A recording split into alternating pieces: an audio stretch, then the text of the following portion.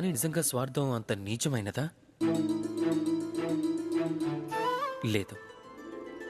స్వార్థం అనే శబ్దం స్వాతో మొదలవుతుంది, అంటే స్వయంతో. అంటే ఏ కార్యంలో కేవలం స్వయం అనే అర్థం ఉందో, కేవలం స్వీయ లాభం మాత్రమే ఉందో అదే స్వార్థం. ఇక్కడ ఉత్పన్నమయ్యే ప్రశ్న ఏమిటంటే, మీ యొక్క స్వయం అంటే ఏమిటి? మీ స్వయంలో మీరే ఉంటే ఖచ్చితంగా మీరు స్వార్థపరులే. ఒకవేళ మీ స్వయంలో మీ పరివారం ఉంటే మీరు పరివార ప్రేమికులు. ఒకవేళ మీ స్వయంలో అన్యులు కూడా ఉన్నట్లయితే మీరు పరోపకారులవుతారు. ఒకవేళ మీ స్వయంలో ఈ లోకం మిళితం అయ్యుంటే అప్పుడు మీరు పరమార్థులవుతారు. మీ స్వార్థానికి దూరంగా వెళ్ళకండి, దాన్ని విస్తరించండి.